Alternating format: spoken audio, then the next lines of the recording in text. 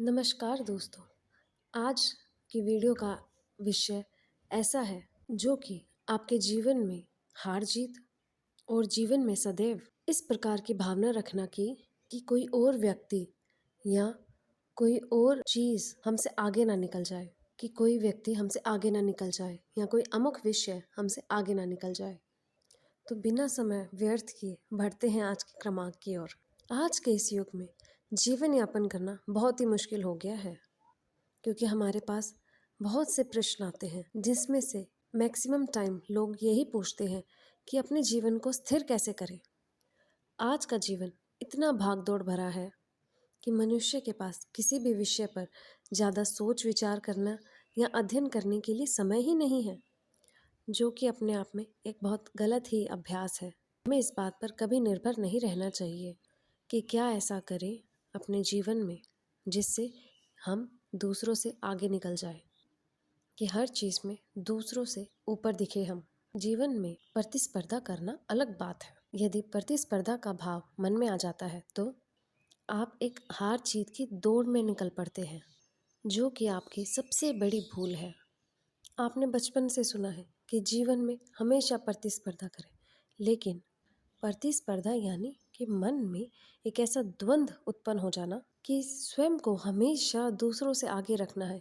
इसके लिए चाहे छल कपट भाव से किसी को पराजित कर सके। और हमारे धर्म शास्त्र ये कहते हैं कि यदि छल कपट की भावना भी आपके मन में आ गई तो आप दुख को आकर्षित कर लेते हैं। तो आपको क्या करना चाहिए? तो सवाल यही उठता है कि हम जीवन में ऐसा क्या करें कि कोई भी विषय व्यक्ति वस्तु आपको पराजित ना कर पाए। तो मन से सबसे पहले इस प्रतिस्पर्धा के भाव को निकाल दीजिए। जब आप प्रतिस्पर्धा को मन से निकाल देते हैं और उसके बारे में सोचना बंद कर देते हैं तो आप अपने आप ही एक कदम दूसरों से आगे निकल जाते हैं। तो आपकी जीत अपने आप निश्चित हो जाती है। सोचिए, अगर आप प्रतिस्पर्धा का भाव ही मन में नहीं रख रहे तो आप दूसरों को हराने की चेष्टा ही नहीं कर रहे, और ऐसा व्यक्ति दौड़ से ही बाहर हो जाता है। और जो व्यक्ति दौड़ में है ही नहीं, इसका मतलब ये है कि वो एक कदम आपसे आगे निकल चुका है। जीवन में प्रतिस्पर्धा के भाव को पूरी तरीके से समाप्त कर दीजिए। लड़ना जीवन में बंद कर दीजिए।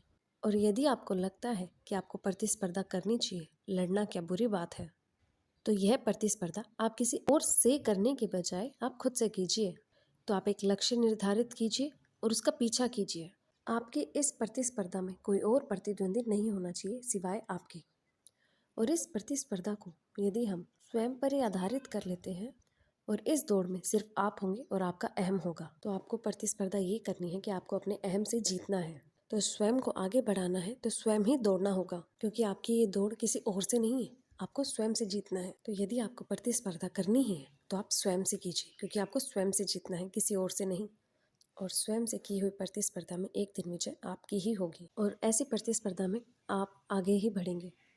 तो यदि आप इन सुधारों को अपने जीवन में अपनाते हैं तो मैं निश्चित रूप से कह सकती हूँ कि आपको हराने वाला कोई नहीं होगा। तो इससे जीत निश्चित ही आपकी होगी। और ऐसी जीत का ये फायदा है कि इसमें कभी घमंड नहीं आएगा आपको, और घमंड जैसे विकारों से आप हमेशा दूर रहेंगे।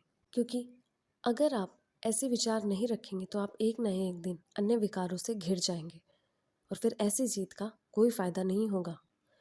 और ऐसी जीत का कोई फ़ायदा नहीं होगा कि आप एक तरफ से जीत रहे और एक तरफ से हार भी रहे हैं अन्य विकारों से घिरकर। घमंड, लोभ, लालच, इन विकारों से दूर रहने के लिए आपको ये चीज़ अपनानी ही होगी।